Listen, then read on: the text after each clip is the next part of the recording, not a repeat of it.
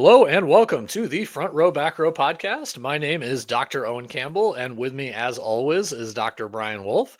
Together, we are Physiogrowth. So, Physiogrowth is a company that runs a mastermind that you get to pick our brains, right? So, Brian has started a clinic out of the back of his car, and now he has 5 clinics and doing somewhere around $2 million in revenue per year, and looking to acquire more, as I presume.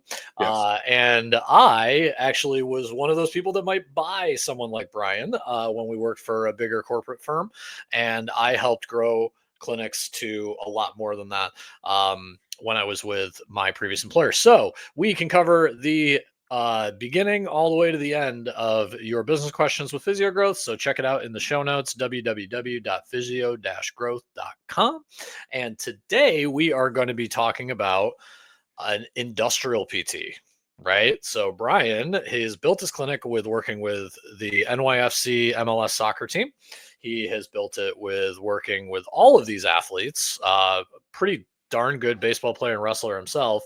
And I said, "Hey, I want to talk about industrial." And he's like, what? Okay. Yep. And Works for me. there's a few parts of this, and some of this Brian actually does a lot with, and that'll be the next episode. Will be corporate wellness, but what I want to talk about is specifically industrial wellness. So, Brian, have you ever actually have you ever worked Yeah. with a company, helped people in industrial settings? Yeah. No, we definitely have. I mean, I've done it not as much with our business here, just not what our focus is. But do I have background in it? Totally. I started out my career doing more industrial that stuff, and are very familiar with it in terms of how it's easier to go into. This can go into FCEs to intervention stuff to just even workshops, and so it can cross into what we do, and so we're always knocking the door on that kind of stuff. So there's lots of different ways that you can, basically make this as an option for whatever you want to do in terms of your business. I mean, in terms of, I guess, what you're doing, walk us through kind of, you and I are having this conversation pre-show as to how you got even on this topic in the beginning with your friend who was a plumber, and kind of talk Well, through that and process. and how most of our podcast episodes start out is basically whatever we did in our other businesses, and we talk about it, right? So Yep. I'm in a lot of listeners know that I'm in a BNI group. Well, both of us are in BNI groups. BNI is a networking group. It's a referral passing group, and first of all, we both recommend you join one of those if you haven't already. And I had a meeting with one of the business owners in my group, and he's a plumber, and he has 45 employees, and he was sharing his biggest frustration is that they will have a job where they have to move a water heater or something where they have to do a lot of digging, and what will happen is he can get almost guarantee you that that person will call out sick the next day, and they will do it the a few hours before they have to be there, so he has to cancel jobs, and it's a big headache for him, right?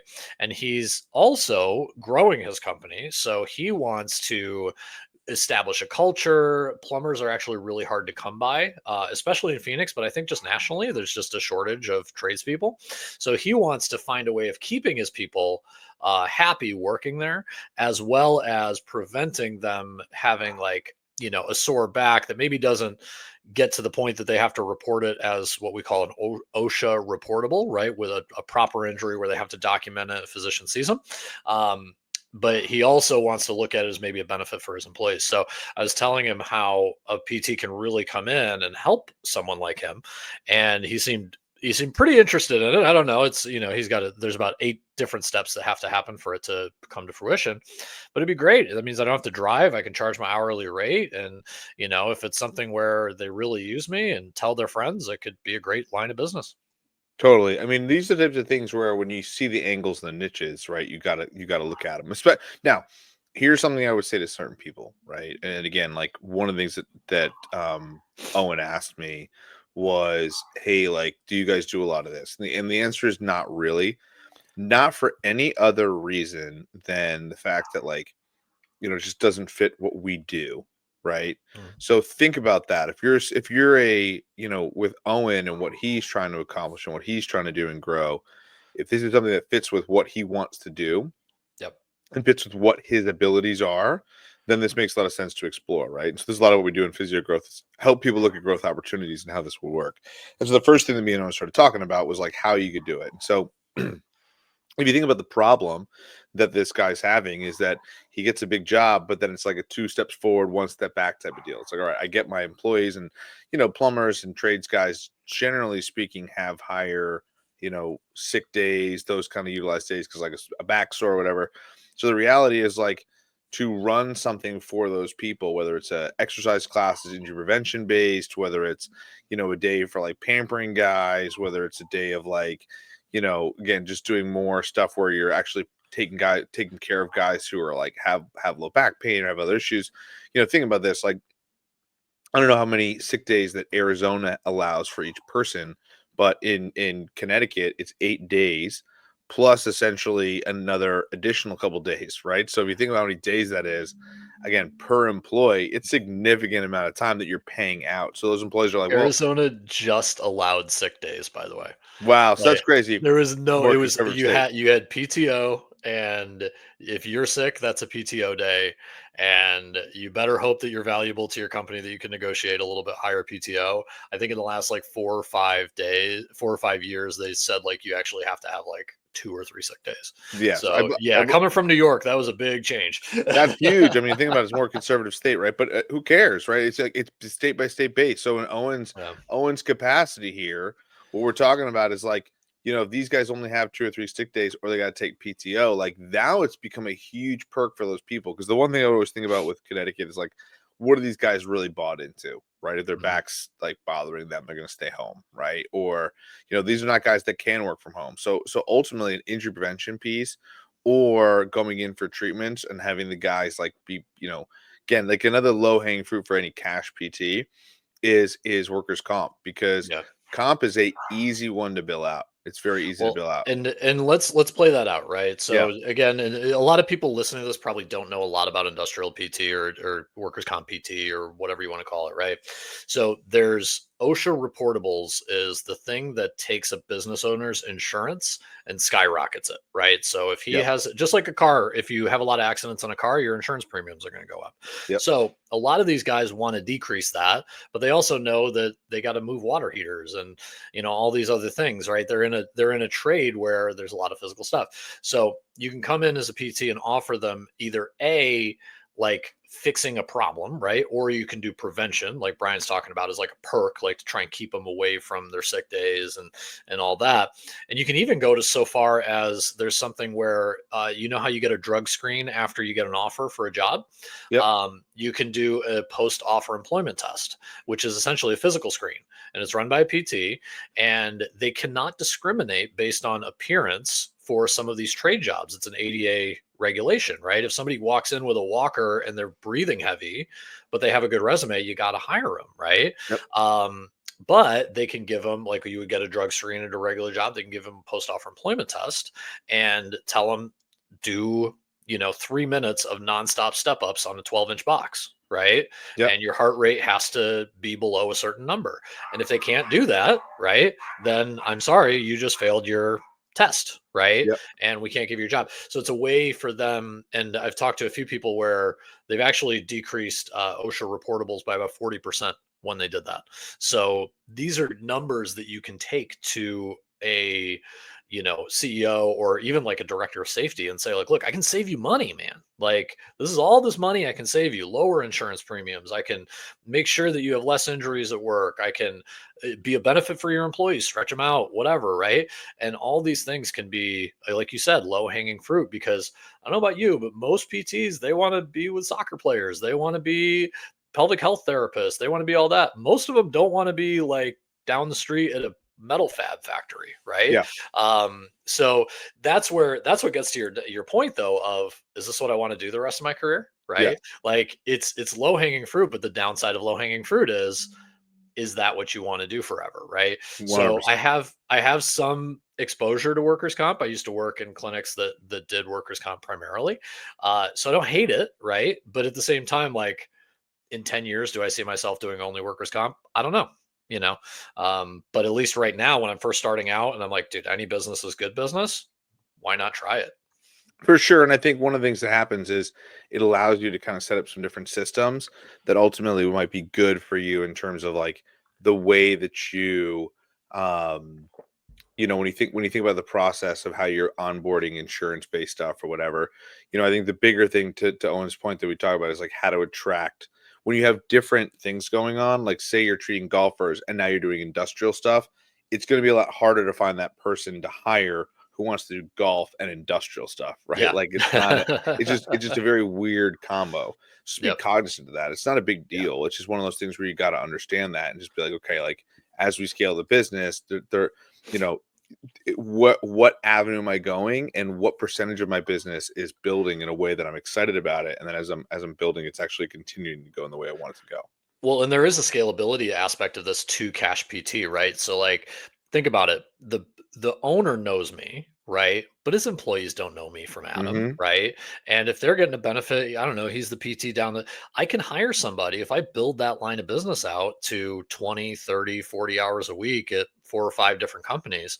I can build that out and I can hire a lot and we can keep getting referrals and revenue because it's not attached to me as the cash pay PT. Yep. Whereas with golf, it's like, I want the guy, right? I want the Yeah. golf guy, right?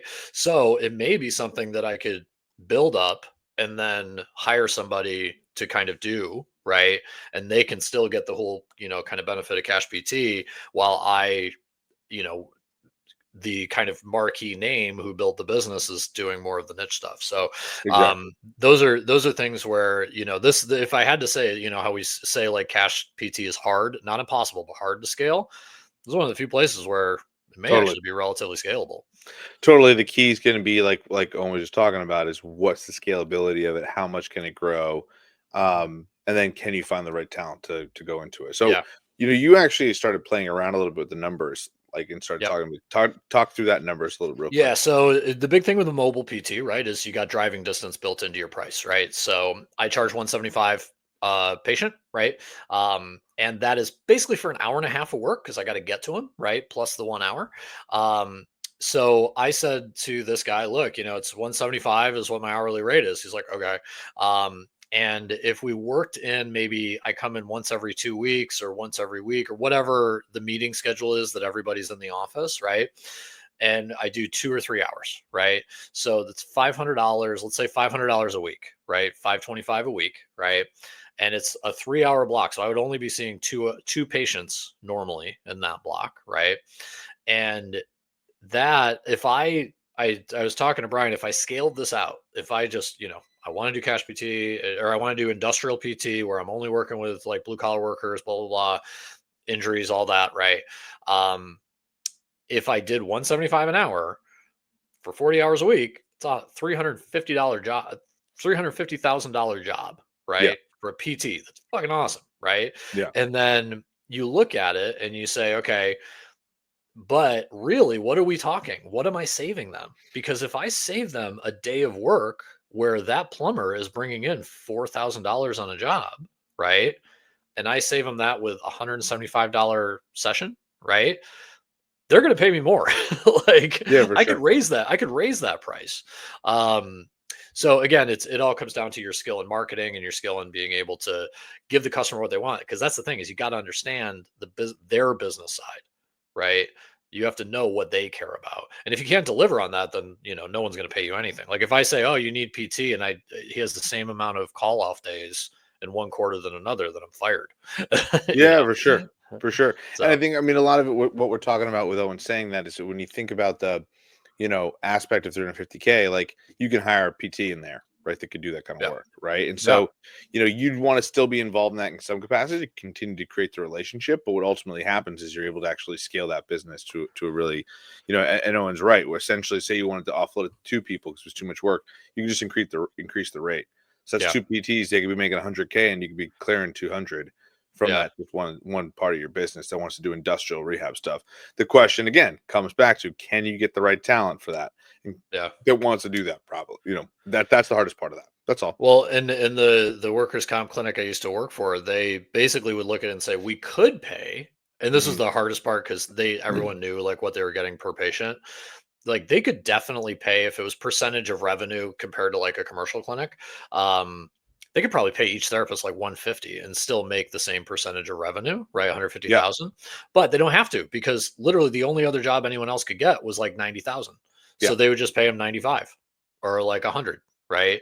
And people would be like, "Oh, well, this is an easy job for more than I get anywhere else." So, so as an owner, that's great. I mean, you know, as an employee, that kind of sucks, but it's better than what you would get. So there's all for these sure. kind of dynamics that you can kind of play out, but everything's easier when you're getting way more revenue. Yeah, and I think in general, when we think about, what works really well in this type of thing. The other aspect of it is something you could do in this scenario in a lot of capacities is make it half work from home. So one of the Yeah. things you could do is there's no reason why you couldn't say, "Hey, we're going to do a lot of these things virtually." That's what a lot of these companies do. Yeah. And so by doing that, you could reduce costs with virtual visits. So you could Yeah. basically say, "Hey, like I could like anytime one of your guys gets hurt or one of your time has an issue, they have a sick day, they have to call our physical therapist." I know plenty of companies that are doing that, and what Yeah. they're doing is basically they're able to service multiple different companies from one person. Then ultimately what they're doing is they're saying, "Hey, I'm basically your on call, Musculoskeletal basically physician. Yeah. exactly. So you Yeah. pay me X as a retainer. You have my ability, you have my cell phone, they can text me anytime, they can call me anytime, Yep. then we can set up meetings like this virtually, and then if I need to come in, I'll come in on specific days." So like Yeah. there's a lot of that that goes on that can work really, really nicely. So yeah, I mean that's a really easy one. That's a low hanging fruit for a lot of people. So, Well, and um, especially if you ever work in a work comp clinic, there's almost no manual codes built, right? yeah, So like it's just because they don't want the person to rely on massage. They want them to get stronger and get back to work. yep, So yeah, it's there's so and that's the whole kind of to put a bow on this episode is that thinking outside the box yeah, as you're starting as a cash PT is really good. And then if you're looking as like scaling, this kind of in between of like I don't have to have all the resources of a Concentra where they have medical and urine tests and all that stuff, right? yep, I can still be in this little zone, right, between bad injury and like calling off sick, right? yep. Um, it's that direct care physical therapy or direct access primary care physical therapist stuff. And I mean, you bypass an insurance company, so it's great. 100%. It's just thinking outside the box, right? Yeah, Looking at different angles and what works really well. And so when you have different pieces where you're talking to different people that can help you with that, like it can help you grow and make a lot of money. We're just talking, and yeah, we're and like I want to talk about 350K. That's a lot of money to think about. Like, so like, oh, this is a really good angle to chat with and figure out. yeah. So this is what we do. This is how we help people and help innovate. It's more than almost every physician at the hospital. For sure. For I sure. mean, maybe the anesthesiologist department's got you beat, but other than that, Yes, all exactly. right. So that is what we talk about. Obviously, Brian just mentioned that stuff. Thinking outside the box. If you are stuck, you're in a rut, whatever it is, give us. Well, I don't want to say a call because we don't really put our number on there, but hit up our website. We'll be able to chat with you, and we'll be able to get you in that mastermind group. It's only $100 a month. You Yep, probably spend that on coffee. for Why not sure. make more money for that money, right? So, with that, www.physio-growth.com. Brian, we are out, my friend. Sounds good. Later, man. Yep.